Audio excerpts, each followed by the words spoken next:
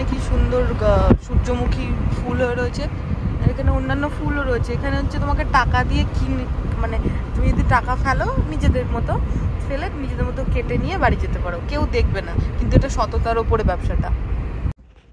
High, কি খবর সবার? আজকে ভেবেছিলাম ভিডিওটা দারুণ হবে, কারণ আজকে অস্কার 1 বছর হলো আমাদের সাথে এসছে, ওর হোমকামিং এর 1 ইয়ার হলো। তো ভেবেছিলাম সকাল থেকে বেশ মজা হবে, ওকে নিয়ে বাইরে যাব ডগ পার্কে, কিন্তু একটা আনএক্সপেক্টেড ঘটনা ঘটে গেছে যে কালকে ও গেছিল অনেক বড় একটা ওয়াকে, মানে ওর মালিকের সাথে। ওয়াকে মানে ও যে প্রত্যেক দিনই ওকে পটি করতে নিয়ে যাওয়া হয়, তার সাথে ওয়াকেও নিয়ে যাওয়া হয়, যেহেতু ও শেপার্ড রিট্রিভার, মোস্টলি শেপার্ড, সেই জন্য ওর প্রত্যেক দিন 2 থেকে 3 ঘন্টা ওকে ওয়াক করানো হয়, সকালে 1-1.5 ঘন্টা, বিকেলে 1-1.5 ঘন্টা। তারপর সেখান থেকে আসার পর থেকেই ও কান চুলকাচ্ছে, বারবার কান ঝাঁকা দিচ্ছে, ওর কানটা এক সাইডে একটু বেশি ঝোলাও রয়েছে। তো কাল রাতে আমরা ভেবেছি নর্মাল কুকুরদের তো ওরকম হতেই থাকে, তো আমরা অতটা পাত্তা দিইনি। তারপরে দেখি কাল থেকে তো করছে, তারপরে কান পুরো ভেতরটা লাল হয়ে গেছে, এবং আজকেও সকাল থেকে সেটাই করছে। তো আমরা এবার ভেটকে ফোন করলাম। এখানে ভেট প্রচণ্ড এক্সপেন্সিভ, যদিও ওর হেলথ ইন্স্যুরেন্স আছে, বাট তারপরেও কিছু জিনিস যেটা হেলথ ইন্স্যুরেন্স পে করে না, নিজেদেরকে করতে হয়। তো সকাল সকাল আমরা ওকে নিয়ে ভেটের কাছে চলে এসেছি, লাইনে দাঁড়িয়ে আছি। প্রচুর কুকুর বা অন্যান্য জীবজন্তুরাও রয়েছে। ওর মালিক গেছে ভেতরে কথা বলতে, আমি আর অস্কার ভেতর এখন গাড়িতে বসে আছি। সত্যি ভেবেছিলাম আজকের দিনটা বেশ ভালো হবে শুরুটা, বাট দেখা যাক কি হয়। আমরা এখানে অস্কারকে নিয়ে দাঁড়িয়ে আছি, দেখো কত বড় একটা পায়রা, দেখে মনে হচ্ছে সেই যেন কি বলে ঈগলের মতো, বিশাল মোটা, অন্তত 3-4 কেজি ওজন হবে এটা। আমি দেখে তো অবাক। ওইদিকে ছোট ছোট চিওয়াওয়াগুলো এসছে, ওগুলোকে দেখছে এদিকে। বেচারা এত ভয় পেয়েছে, মানে সেই লেজ টেজ গুটিয়ে ডাক্তারখানার মধ্যে বসেছিল। কি বিপদ জানো না। এখন বিল দেখে আমাদের মাথায় হাত। এটা তো অনেক কম, এর আগেও প্রচুর এরকম বিল গেছে, মানে কিছু না হলেও প্রত্যেক মাসে প্রায় 10-15 হাজার টাকা করে গেছে ওর মালিক দিয়েছে। যে কি ওকে নিয়ে আমরা প্রথমে ভুগেছি, তারপরে এখন তো মোটামুটি ঠিক আছে। এই 2-3 মাস পর আবার এই হলো কানটা নিয়ে, তো এখন গেছিলাম। তুমি কি বলবে, তোমার কি এক্সপিরিয়েন্স? না, এখন তার স্ক্র্যাচই চাই। খুব ভয় পেয়ে গেছিলো, কাঁপছিল ঠকঠক করে। ও জানি না কেন ও খুব ভয় পায়, মানে ডাক্তারের ওই চেম্বারটা গেলেই ও প্রচণ্ড ভয় পায়। আর এটা পুরো একটা হসপিটালের মতো, বিভিন্ন সেকশন, বিভিন্ন টেস্টের জায়গা টায়গা রয়েছে। বাড়ি এসে আমি যে এখানে শুয়ে আছি, আমার পাশে এসে আমি শুয়ে পড়লো বালিশের ওপর মাথা রেখে। বিকেলবেলা উনি ঘুম থেকে উঠেছেন, এখন যাবেন উনি হাঁটতে। ওনার জন্য অনেক সারপ্রাইজ আছে আজকে, হ্যাঁ না? হ্যাঁ না?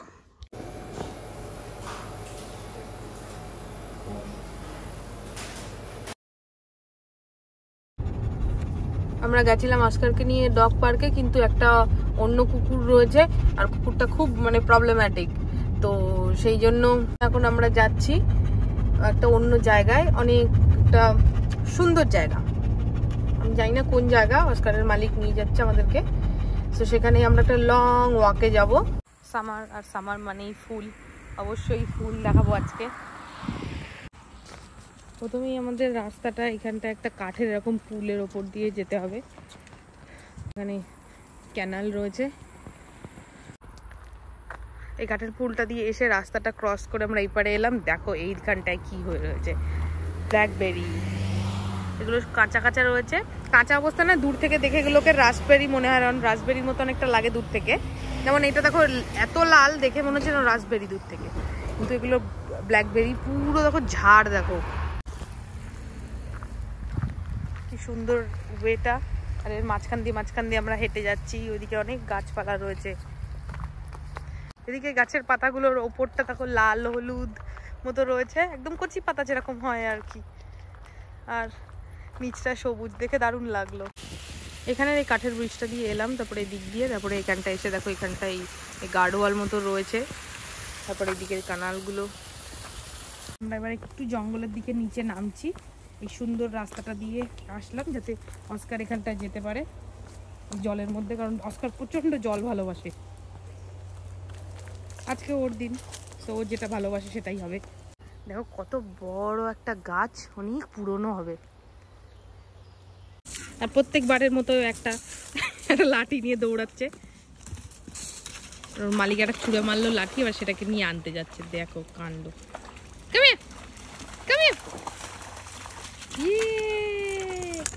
আর এখানে একটা জার্মান কালচারের মধ্যে একটা জিনিস আমি দেখেছি, যে এরা খুব এই হাঁটতে যেতে, ট্রেকিং করতে বা এই অ্যাক্টিভিটিগুলো করতে খুব ভালোবাসে।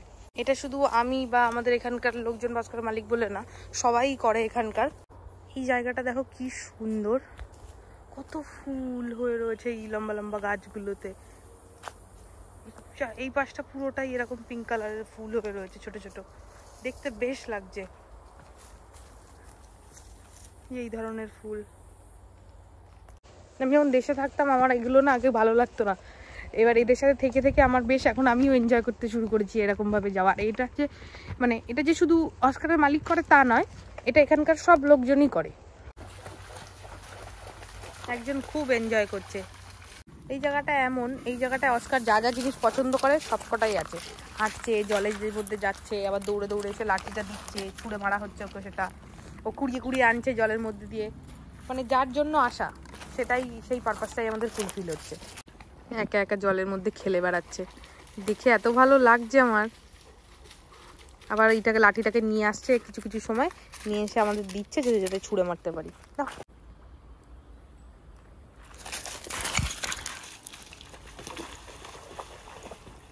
আমি বরাবরই জল ভালোবাসি, আর একদম এই জলগুলো হার্স মাউন্টেন থেকে আসছে, তারপর ওরকম ক্যানাল দিয়ে আসে, আর এরকম গার্ডওয়াল দিয়ে বন্ধ করা থাকে। কিছু সময় ওরা বর্ষার সময় যেরকম জল ছাড়ে, কিন্তু অল্প অল্প করে ছাড়ে জল সব সময়। সো এই জলটা পুরোটাই কোনো নোংরা জল মানে জমা না, এই জলটা পাস হচ্ছে।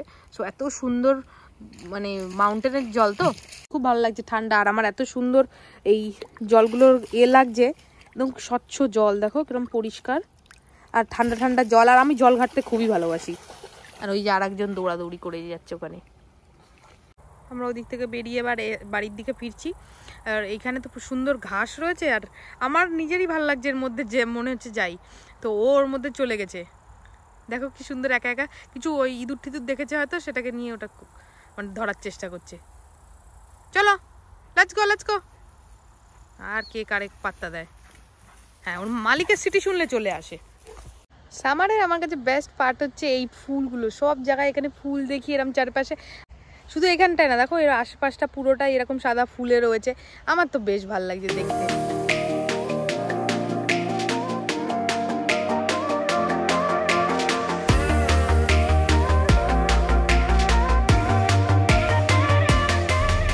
আমাদের খুব খিদে পেয়ে গেছে, তাই আমরা এই একটা পাউরুটি উপরে একটু চিজ ছড়ানো এইগুলো কিনে নিয়ে এলাম। এখন মাংসটা কেটে নিচ্ছি ছোট ছোট করে। আর এইদিকে রয়েছে হচ্ছে অস্কারের মাংস, পুরোটাই অস্কারের, প্রায় 1 কেজি মতো। আর এইদিকে আমাদেরটা রয়েছে। সো এইটা দিয়ে আজকে বানাবো চিকেন বাটার মশলা। আর অস্কারের জন্য তো অস্কারের খাবার হবে, মানে যেটা বানাবো ভেবেছি ওর জন্য। হ্যাঁ, অস্কারের জন্য আমরা মাংসটাকে বেক করে নেবো। এই মাংসগুলোকে ওভেনের মধ্যে দিয়ে ধরো 20-25 মিনিট, তারপরে হবে নেক্সট ডে। বসিয়ে দিলাম। একজন আর সারপ্রাইজের জন্য অপেক্ষা করতে পারছে না, বসে আছে। যতক্ষণ না হবে ততক্ষণ এখানে বসে থাকবেন। দেখো চোখ মুখ দেখলে না মনে হয় যে যেন ভাজা মাছ উল্টে খেতে জানে না। আমি এখানে রান্না করছি, দেখো পায়ের কাছে এসে শুয়ে আছে, দেখেও মায়া লাগে।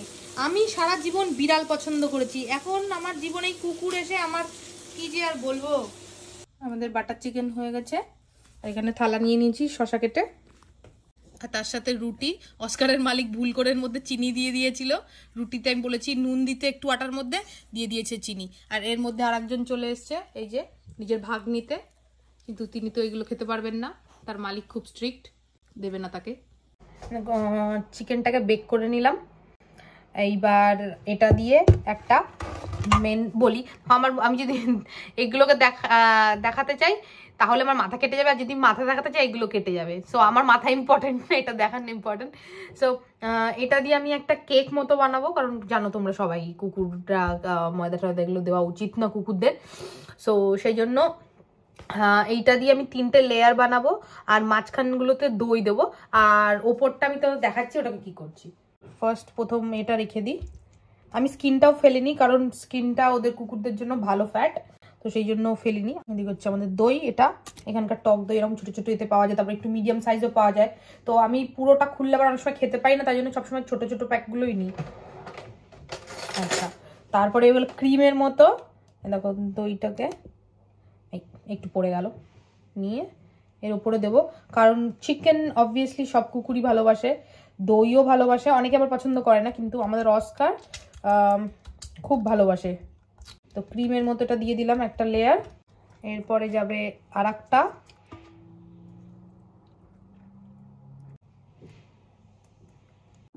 তারপরে ওপরে দেব হচ্ছে চিজ। কারণ চিজ হচ্ছে কুকুরদের একটা ফেভারিট খাবার। কারণ আমি যত কুকুর দেখেছি প্রত্যেকে মানে চিজ দেখলে পাগল হয়ে যায়। তোমরা যদি কখনো কুকুরকে চিজ না খাইয়ে থাকো তাহলে একবার ট্রাই করো, তাহলে আমার কথাটা তোমরা বুঝতে পারবে আমি কি বলছি। সো এই হচ্ছে আমাদের ফাইনাল কেক, অস্কারের জন্য বানানো, চিকেন, দই, চিজ দিয়ে আর ওপরে শসা দিয়ে একটু ডেকোরেশন করে দিলাম। সো এইটাই হচ্ছে আমাদের অস্কারের জন্য সারপ্রাইজ। আমার মনে হয় যখন আমরা এই 20s-এ থাকি, এই সময় যদি একটা কুকুর, বিড়াল বা যে কোনো একটা পেট নেওয়া যায়, তাহলে এটা তোমাদেরকে নিজেদের লাইফে গ্রো করতে হেল্প করে, মানে অনেকটা রেসপন্সিবল করে। তো অস্কার আসার পরে আমার সেটাই হয়েছে, আমি অনেকটা রেসপন্সিবল হয়েছি। ওর কেক রেডি হয়ে গেছে, ওকে আমি ডেকে এনে এখানে বসিয়েছি, লক্ষ্মী ছেলের মতো কি সুন্দর এটার উপরে বসে আছে দেখো। এখন ওকে দেওয়া হবে কেকটা।